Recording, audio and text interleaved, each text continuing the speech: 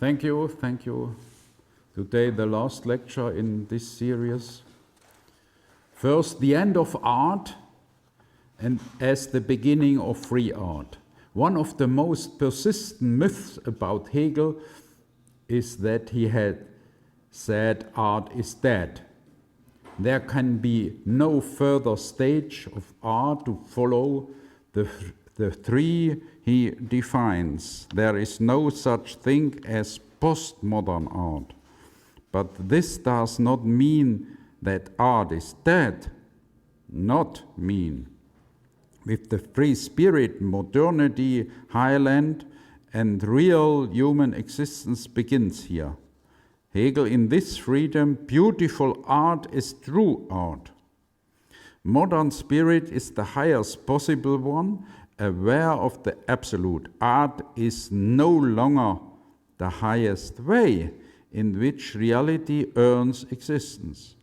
Hegel refers to art leaving itself, yet in the form of art itself. The modern world of free thought and desire can only be grasped by conceptual thinking. This is Hegel's thesis.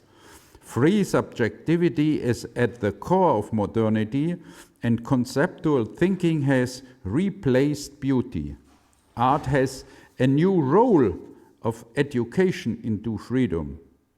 It is no longer about making works of art divine and praying to them. Quote from Hegel, if we still found the Greek gods superb, or God, Christ and Mary, that's no good, we can't be kneeling any longer. End of the quote. Free spirit opens the door for art to become free too. Hegel's catalogues the determination of the modern romantic ideal, romantic representation of the absolute, the triumph of concrete freedom, beauty as the internal life of the soul, living individual particular identity, negativity of humor and irony, noble calm. Hegel formulates the important moments of art historical development.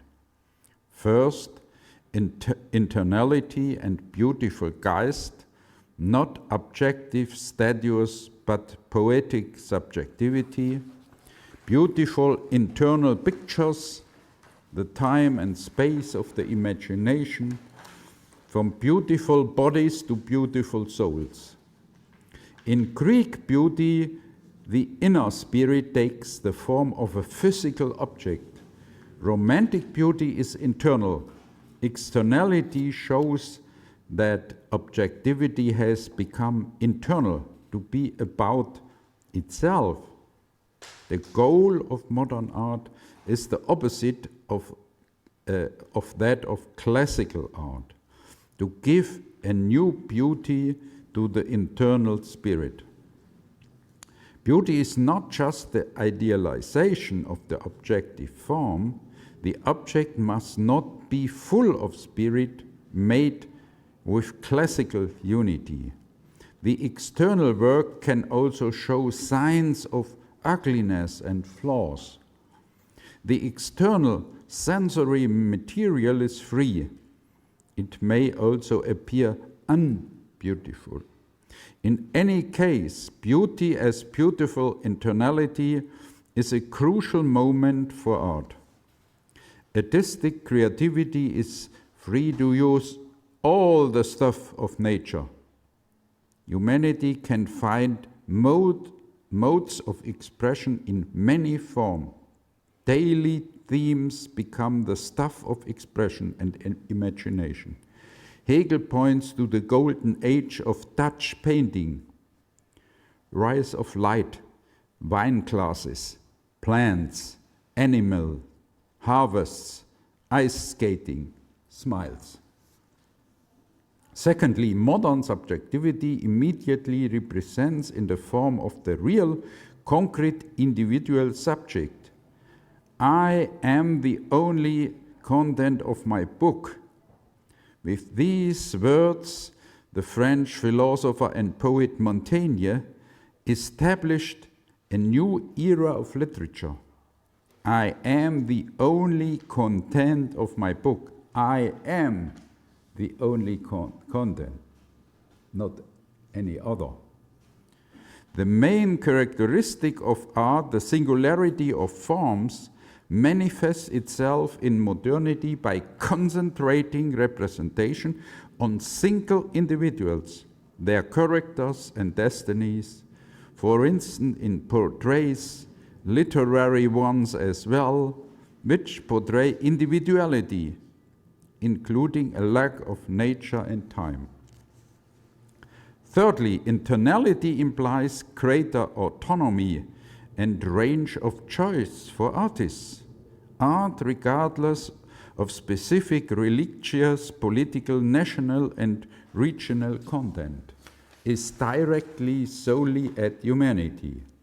The critical potential of art lies in autonomy, in an unprejudiced view of the world, and in the ability to diagnose and represent unacceptable, inhuman actions and circumstances. Fourthly, the ambivalence of form and content, corresponding and not corresponding, is a defining characteristic of romantic art, modern art. Hegel uses these two terms, romantic or modern. It's the same.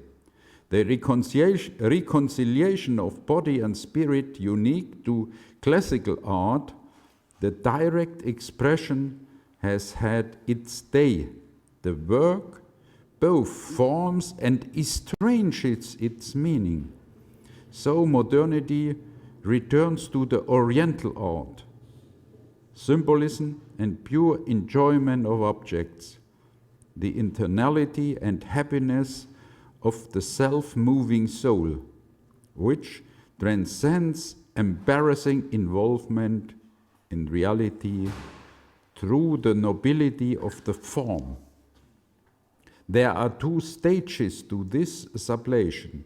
First, from Oriental to classical, then their unification into modern art.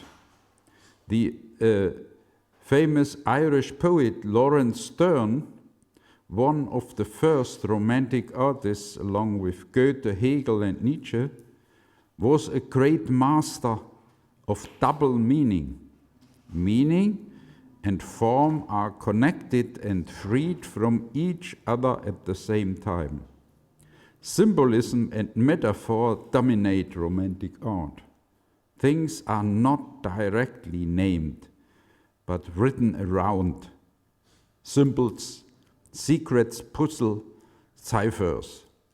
This demands mental effort of the audience. The ethical dimension remains hidden, coded, secret. Taste is flawed. Ugliness, triviality, dissonance, and disharmony are possible. Enigma and spirit demand reflection and knowledge.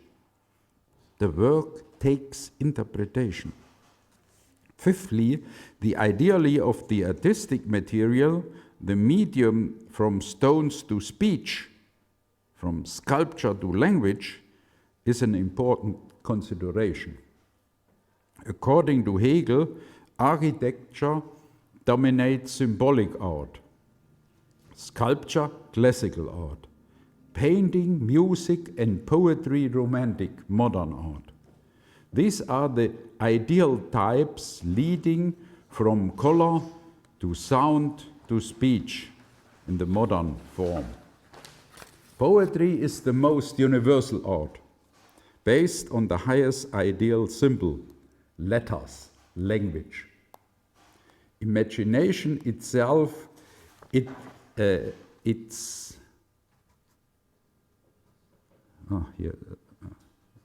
imagination itself is its formal foundation. Poetry is an art, so Hegel, whose every content which can only occupy the fantasy can manifest itself in any form and material. For its material, is fantasy itself. Hegel has three critiques of the modern novel: the freedom of the characters, individuality, freedom and adventurous of fantasy, and freedom of comic subjectivity. The Tristram Shandy from Lawrence Sterne, the Irish poet, is the paradigm of modern poetry for Hegel. These are the conclusions, quote, the conclusions of romantic art, the point of view of the most recent age. The characters are particular in novels, subjective and not interchangeable. They have metaphorical self-relations, fantastical self-constructions. This is the highest artistic expression of freedom, individuality and self-consciousness, self-awareness. Romantic art is daring, precarious. It could always become trivial and self-indulgent. Art represents its own dissolution and brokenness. It is aware of it and expresses it. It can be both help and an imposition. It is endangered, oscillating between abstractness and concreteness. Modern art creates a new culture of freedom or an aesthetic relationship to freedom. I come to the second part, philosophy of religion. The Hegel's encyclopedia also discusses philosophy of religion and also lectures on this. As with art, he concisely explains the concept of religion. Once again, Hegel's life was consistent with his thinking. In Berlin, he made himself a great opponent of the emotional religion of Schleiermacher, who in 1821 gave 2 semesters of lecture courses on dogmatism and published his book on Christian religion, Schleiermacher. He thought religion was an immediate awareness of God, something that is given to us and that we cannot conceptually grasp. Critiquing Schleiermacher was a major motivation for Hegel to give his first lecture on philosophy of religion. To determine religion as a pure, absolute feeling of humanity's dependence is, in Hegel's eyes, to promote a theological slavery. Subjectivity and freedom cannot coexist with external determination. For Hegel, philosophy of religion means thoughtful, conceptual examination or cognition of religion. Logic, free thought for itself, also applies to religion. Positions had tried to limit diverse thinking that see human cognition and the subject of knowledge as merely finite, are based on the nerve of belief, simple reassurance. Confidence alone does not decide the truth, not faith, and not pure immediate knowledge. The absolute immanent method of science and the dynamic of the concept of religion are necessary. Philosophy of religion is different from theology, much as philosophy art is different from knowledge of art. First of all, God is spirit, self-mediating knowledge. Freedom is the principle of religion. The absolute spirit as absolute human self-knowledge has the formal determination, and this is the main point, of imagination or representation. This gives the the moment its content. We have no the language of concepts. We have only the language of imagination. This gives the moment its content. On the one hand, independence makes conclusions that follow upon each other, causing the events to hang together by finite reflective determinations. On the other hand, such a form of finite methods of expression comes belief in a single spirit and cultishness. Religion's constitutive moments in becoming philosophy, conceptual thinking about the absolute, are finite modes of imagination, representation, figurativeness, narration, finite reflective determination. The great books in religion are narrations. Narrations about the life of Jesus, about the life of Buddha and other.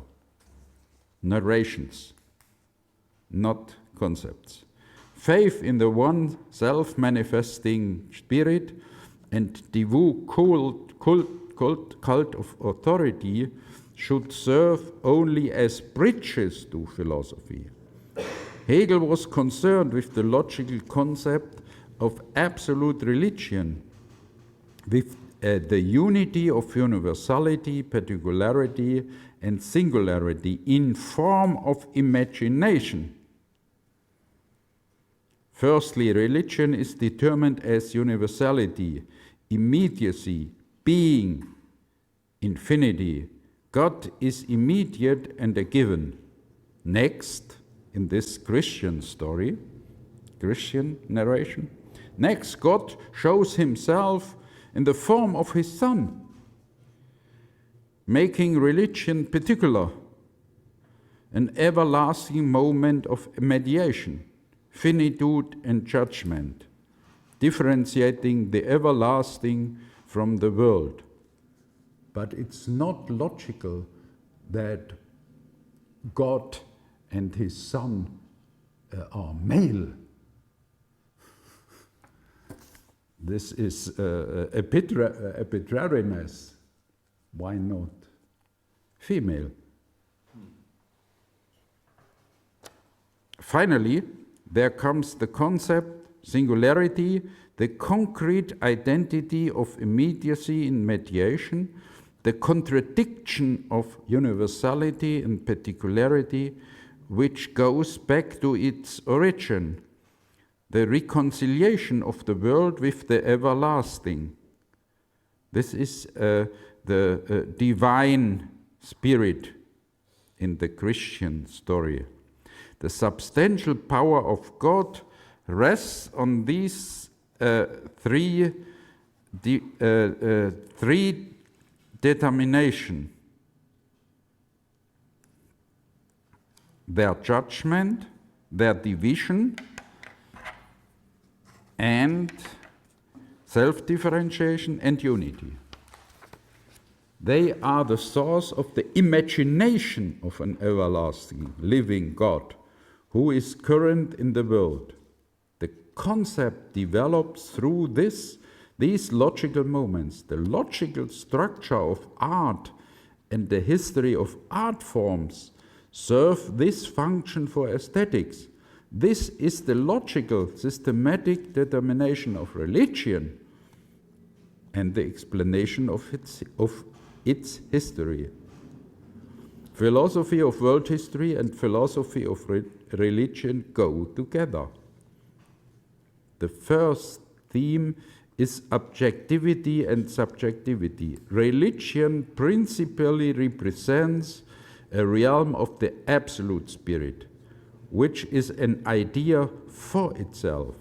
Structurally, this means transferring from subjectivity to objectivity. Both are equally one-sided. Their shared basic principle: the self or the I as the absolute being. The self or the I as the absolute being is, on the one hand, a subjective constructivist principle of art limited to sensory and individual particular forms, subjective production and splintering of substantial content into many independent shapes, so Hegel. And on the other hand, objectivity as manifested knowledge, unlimited totality, or objectivity of content against other kinds of subjectivity.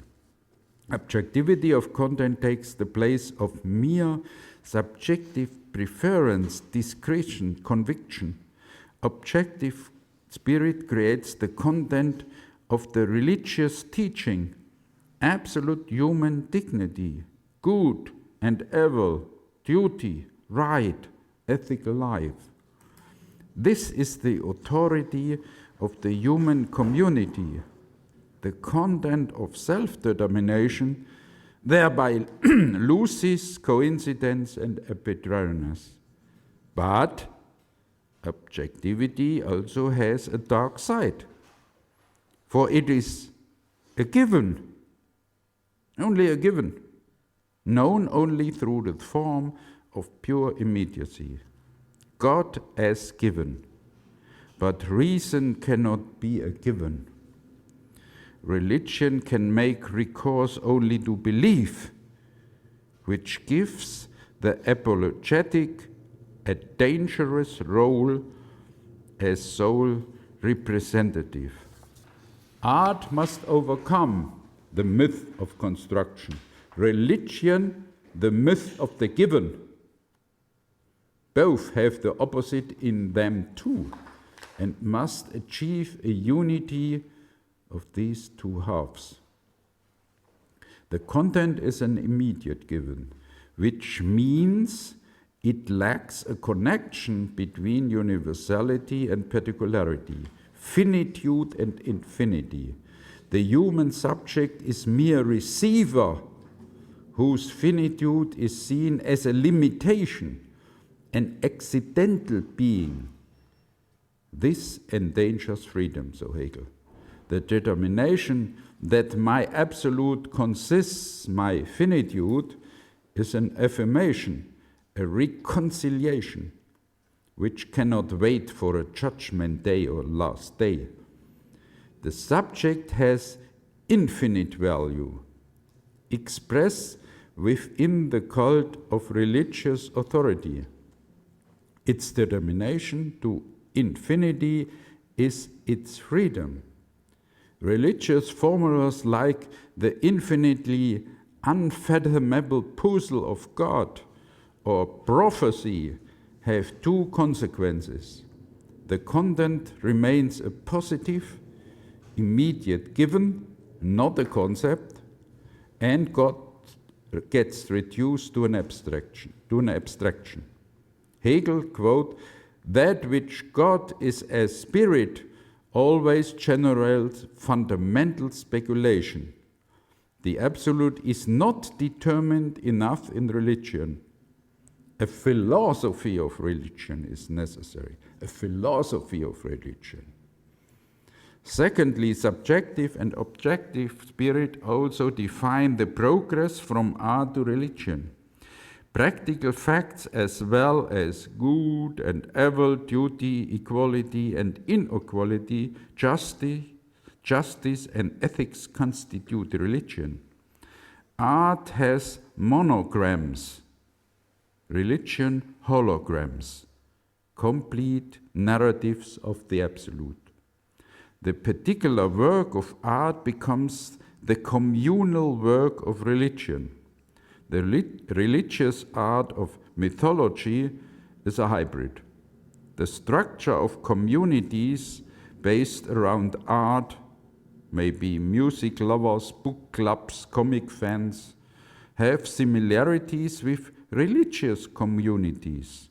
Certain culturally and ethnically specific religions, realms of ethnic religion, develop the claim of everybody's God, that in Christian sentence, God, that all people are God's children.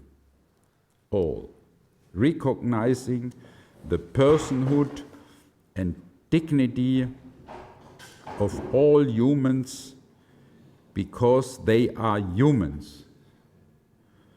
Thirdly, the essence of the identity of subjectivity and objectivity lies formally in freedom, absolute negativity of the concept as an identical self-relation.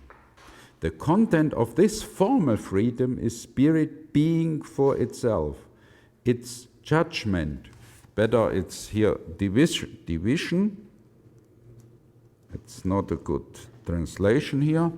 Overcoming division by connecting with itself.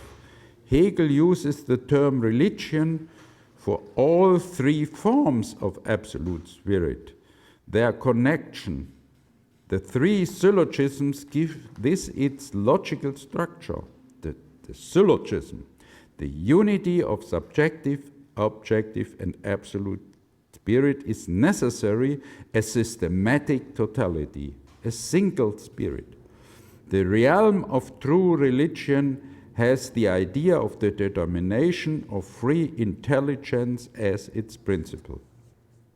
Hegel explains religion and free will, free spirit in its essential unity of theoretical and practical. So religion is free from a free form of human self-determination, quite the opposite of Schleiermacher's heteronomy. Also, Martin Luther thought humans were dependent on God's mercy. Hegel thinks this is contrary to free action. The same is true of Augustinus' Catholic imagination of humans as measly part of God's creation. Hegel is strict against such position, strictly. The thought that humans, individuals, have absolute value in Hegel, that humans are determined to the highest freedom, not having a God, but being divine because of their very finitude, because of their ability to think, is at the center of Hegel's thinking. Spirit is fundamentally a self-relation, even in religion. Spirit is for spirit. Humans, more specifically beings with free will, represent the idea of infinity and finitude. Religion is about self-knowledge and self-wanting. As a finite, infinite human, with these self-relations articulating themselves as images and stories, as narratives. Hegel directly references the Bible when discussing objective spirit. There is neither Jew nor Greek, slave nor free, male nor female, for you are all one in Jesus Christ. The translation of human self-knowledge to God means, in a conceptual term, every self, every I is a universal person, wherein all are identical. Hegel's quote, all are identical. This is divine. This is the real divine. All are identical. A human being counts as such because he or she is a human being, not because he's a Jew, Catholic, Protestant, German, Italian, etc., etc. The singular person, because of their status as a person, is divine, untouchable in Hegel's word, recognized, everlasting, or in Hegel's word, absolute. The status of a slave cannot coexist with conceptual thinking. Hegel, therefore, distanced himself from the Christian Paulus and the dualistic Protestant understanding of freedom. A slave, even if they think they are Christ, cannot be free. A person in chains cannot be free. Human's knowledge that their being, purpose, and focus of freedom can only be solidified by philosophy and conceptual thinking. Art, religion, and philosophy are the three realms of this kind of thought, absolute spirit. Fourthly, the transition from philosophy of art to philosophy of religion is also a bridge from intuition to imagination, representation of the free spirit. Imagination as poetic, biographic, narrative means a switch to create religious narrative. Both spheres are independent, save the hybrid that is religious art. Fifthly, religious theories use determined achievement of subjective spirit like emotion and imagination to found their positions of pure immediacy. Emotion, belief, and imagination are different from their one-sided interpretation. All feeling, imagination, desires, and knowledge are both mediated and immediate. Hegel is critiquing immediate knowledge, belief without cognition, thoughtless feeling. The universality of the divine expresses the immediate dignity of the being as absolute again, the existence of the divine. Theoretically speaking, that would be the immediate knowledge of belief. Practically speaking, religious devotion. By persisting in this imagination, people remain in a dry abstractness of being, the most lacking determination, whose mediation is still necessary. The true reality of spirit would then also be external to human beings, which is wrong. Only metaphors and images can express the transition here from universality to particularity. Only imagination can restitute the dualism of finitude and infinity. Kant also supported the dogma that there is a limit to how much truth humans can reach through conceptual thinking.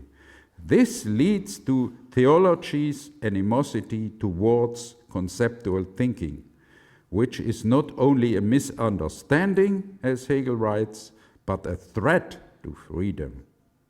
Knowledge is not so bankrupt. The thought and concept are not pure immediacy, but contain essential mediation. Religion must be understood as knowledge, wherein the given and the constructive are unified.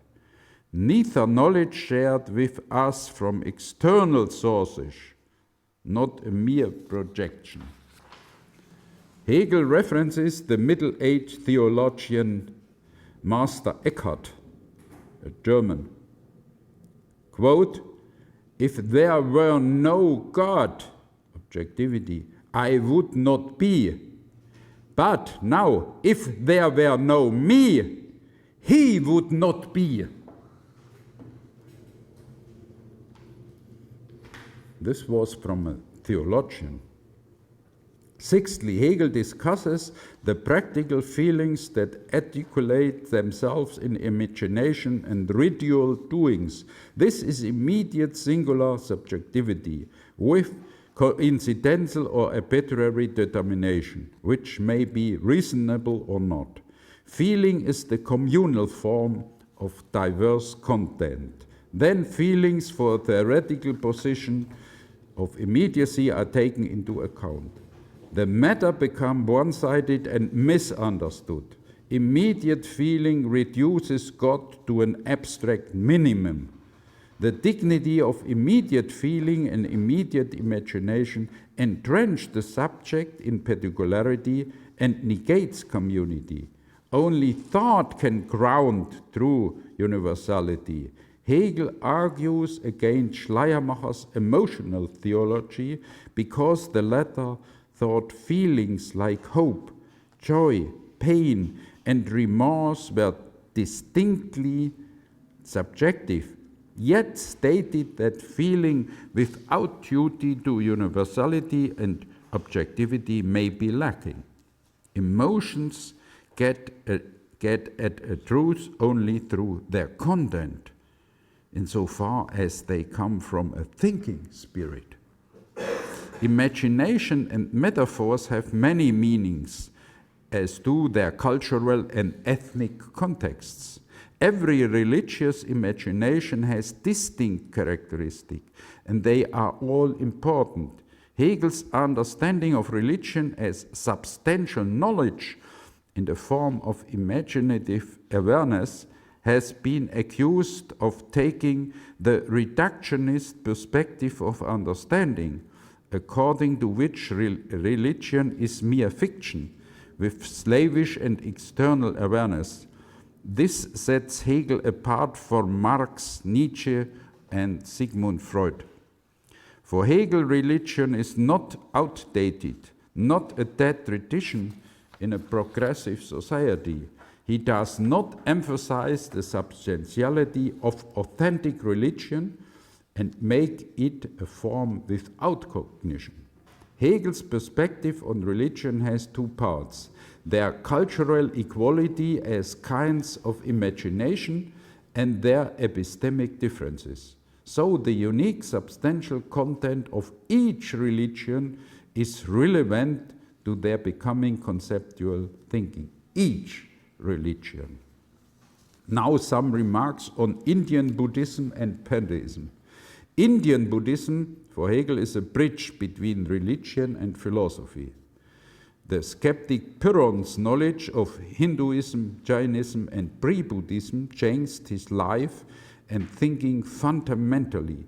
The tension I spoke about a little bit on the skepticism part, the tension between Pyrrhon and Parmenides was, in Hegel's views, the birth of philosophy. The first two concepts of the logic, maybe you remember, originate with Parmenides and the Buddhist Pyrrhonist nothingness. Being and nothing, clashing at the beginning of European philosophy. Hegel characterizes the Oriental imagination as philosophical and pantheistic. Oriental philosophy and religion essentially expresses itself as natural spirit. Specific religious form make images of deep thoughts. Being in oneness is an abstract, original negativity, as pure immediacy, indifference, simple equality with oneself. All these describe Buddhism, which is important to Hegel's thinking. To define a religion, concrete determination can be wild and messy, but Hegel does it calmly, as the imagination of the pure unity of thought in itself. This intellectual substance is the opposite of reflection. This calmness, we spoke about Epicurus, no? This form of calm is the opposite of reflection. Western understanding, pure subjectivity vanishes in Buddhism, drowned in the substantiality of Eastern Spinozism. Eastern Spinozism, that's Hegel. Self-awareness falls into the pit of nothingness, selflessness. Buddhism based itself on the principle of presence.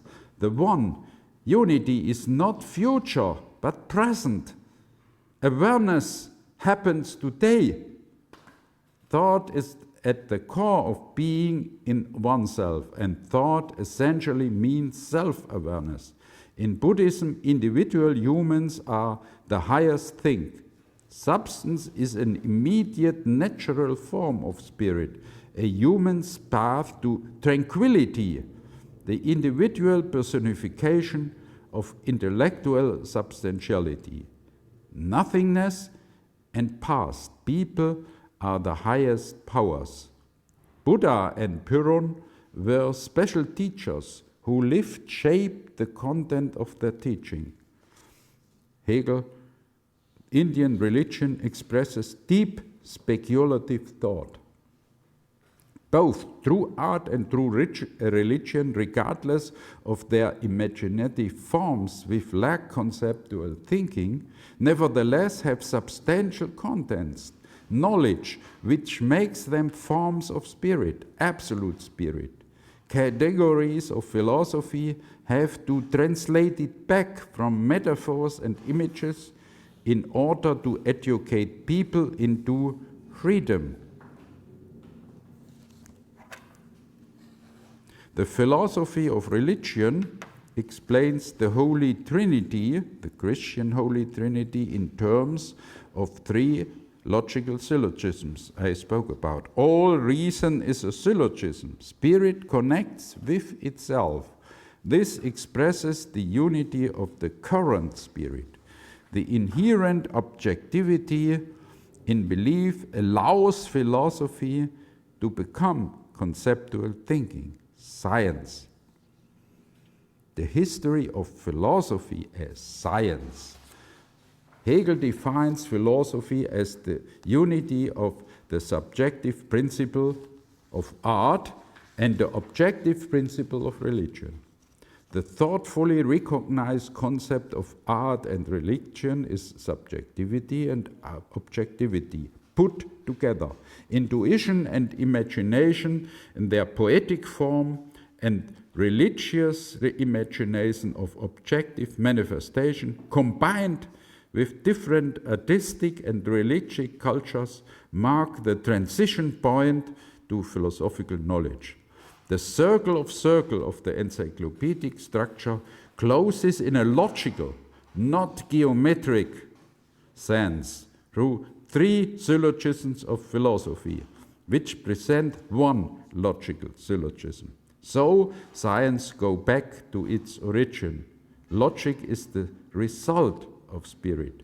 The concept of philosophy is self-thinking idea, knowing truth, logic with the meaning that it is in the concrete content as universality, aware of its reality.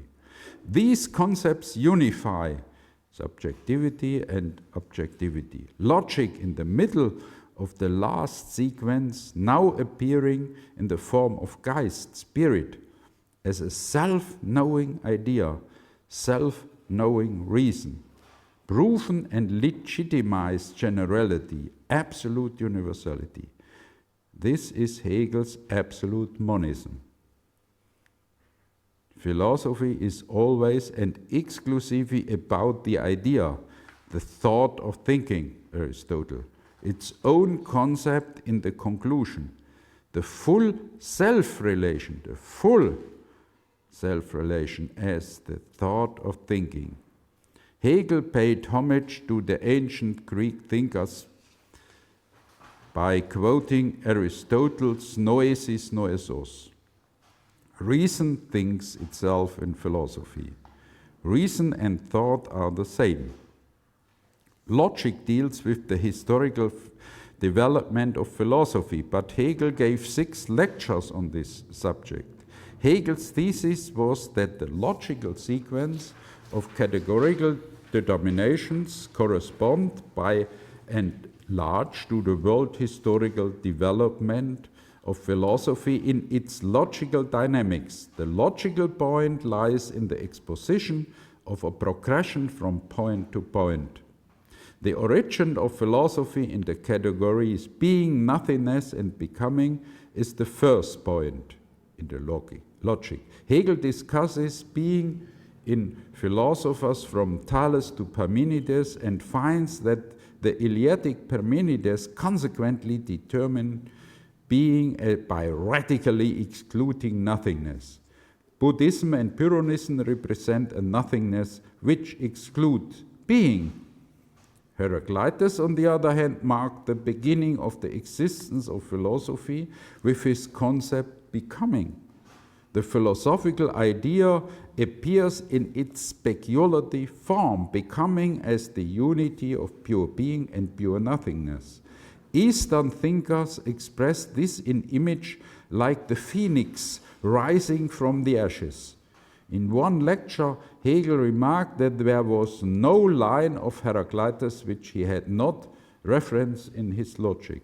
Heraclitus becoming allows Hegel to create and concretize this thesis that there is no complete and linear contradiction, no congruence. Pure being, both logical and historical, is not alone for itself, not without its other. The beginning is the last educated, last developed concept.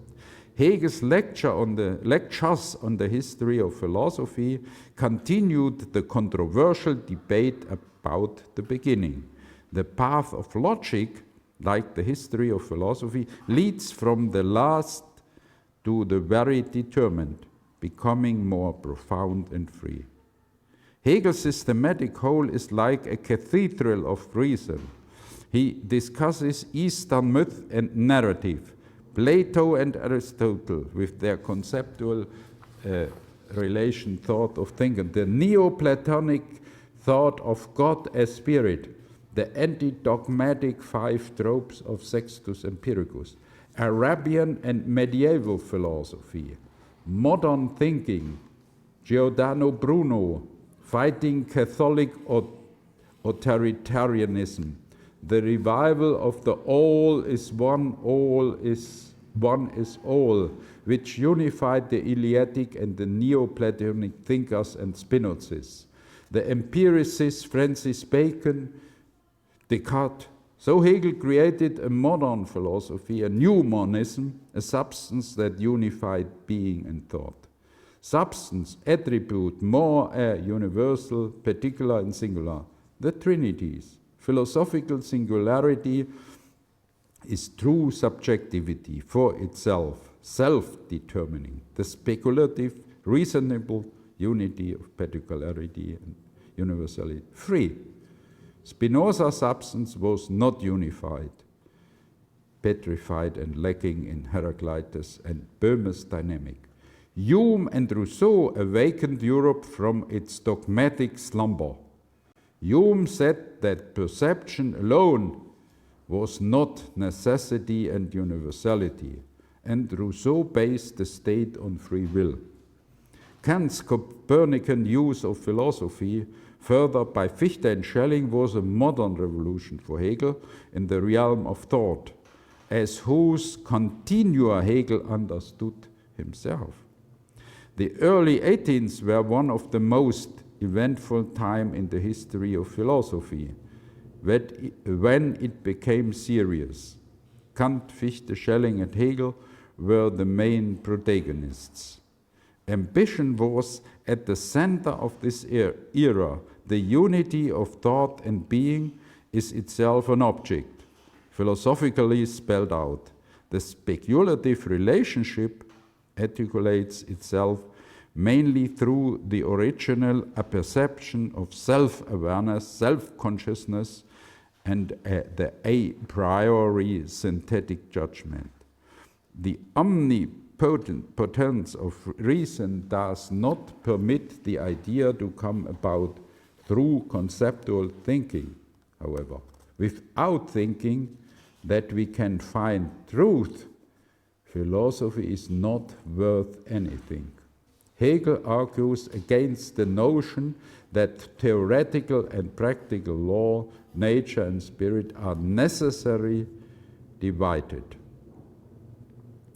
The last months, my last part, the last months, Hegel being the president of the university. Hegel spent his last 2 years preparing the 3rd edition of the Encyclopedia and being the president of the Berlin University and being involved in politics, especially the constitution. His health, meanwhile, was failing. In 1829, Hegel saw Mendelssohn Bertoldi, the prominent, famous composer, put on Bach's Matthew Passion twice. He also benefited from taking summer vacation in Bohemia, visiting Jena, and seeing Goethe in Weimar. Influential representatives of church and state kept directing invective against him, and it affected him. Schelling's unprofessional critique of logic hurt him deeply. Where Schelling, the lectures where Schelling had carelessly treated him like a cuckoo, an imposter of the nest, talking about Hegel's abstruse, obscure combination of logic and metaphysics, eccentric and empty thinking. Schelling's reference to a misconception of logical philosophy sounded arrogant, coming from a thinker who had never proposed a logic of his own. In the fall of 1829, Hegel started working the third encyclopedia, which took up all his free time. Finally, on October 1830, the third edition of Encyclopedia came out, combining greater clarity and determination with the combined purpose of the book. There were no fundamental corrections to the second version, but he made some noteworthy changes. One of the foreign readers of the book, a Russian guest, Ivan Kireyevsky, who knew Hegel and his students, wrote home.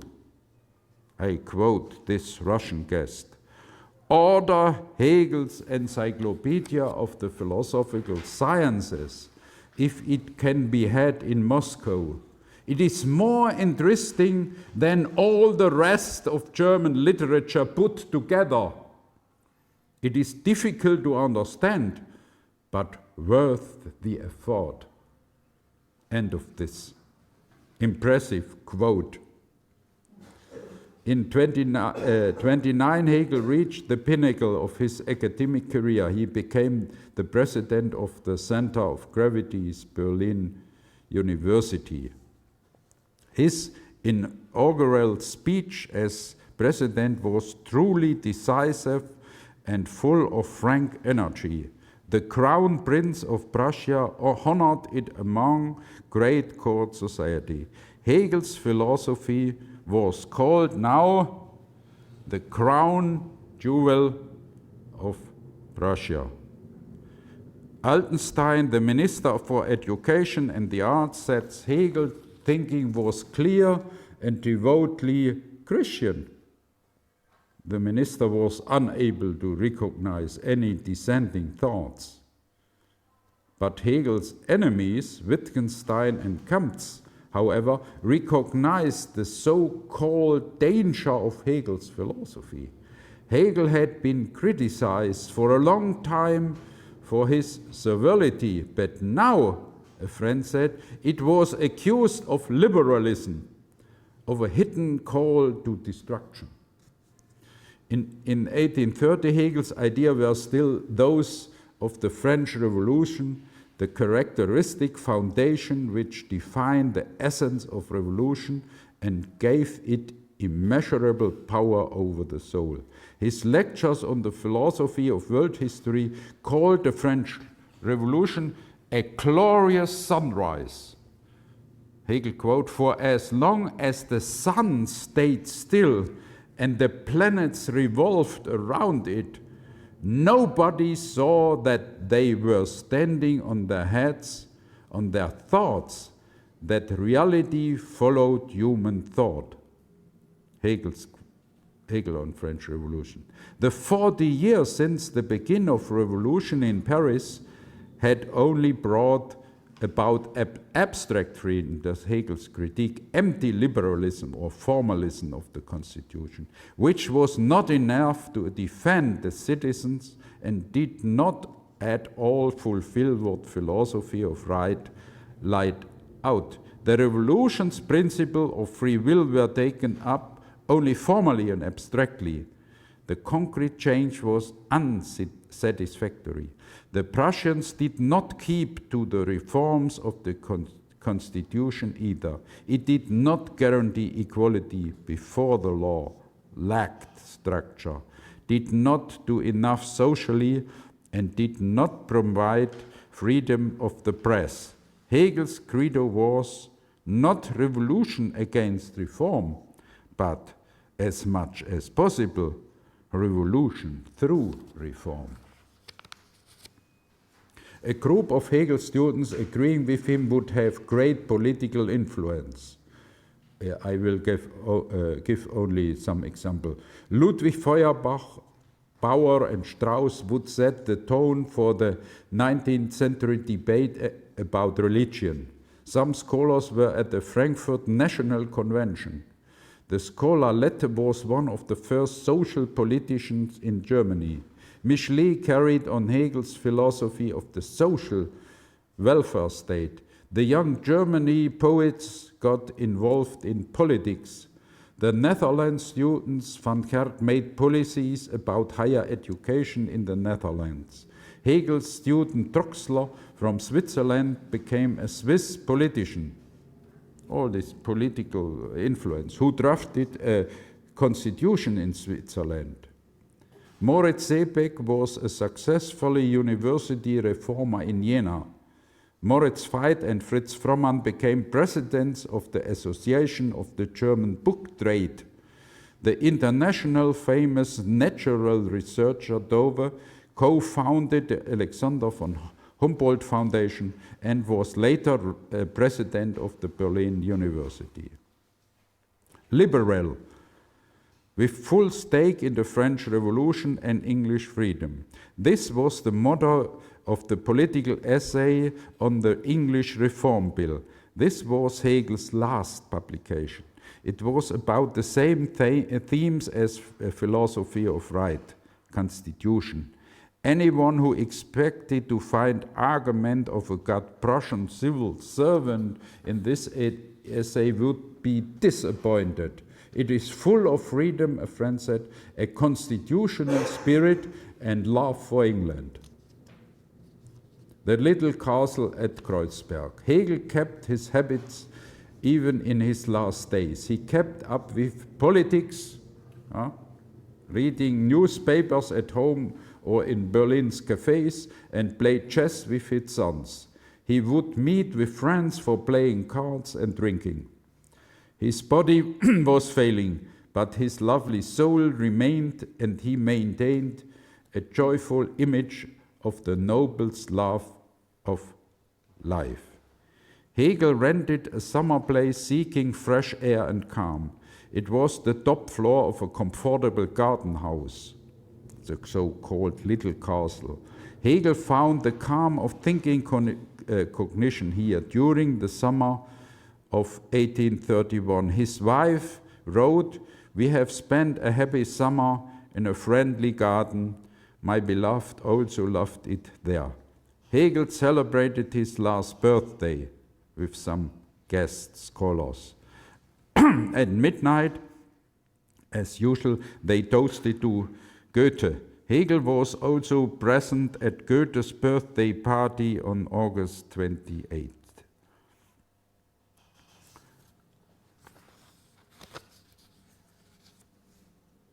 After retiring from the president, Hegel was honored with the Third Order of the Red Eagle, was a very recognition. He was at the peak of his fame. He had many critics full of unintelligent answer, but he was also being called the first thinker of his time. The new Aristotle, king of thought, the greatest star, the event of the generation, a world historical philosopher, and the deepest, most important philosopher of modern time, the philosopher of modernity. For the 1830 winter semester, Hegel started lectures on philosophy of right, history of philosophy, but suddenly he became severely ill, and on November 14th he passed away. A student of his said that he had stopped journeying through the oceans of knowledge, that the captain had found new shores, closed his snuff box, and said farewell. He was buried near Fichte and Solger as he had wished as early in 1819. David Friedrich Strauss, later a young Hegelian, wrote down the last words of his last lecture. The last words of Hegel: freedom is internal and the source of all the world of spirit. Thank you very much.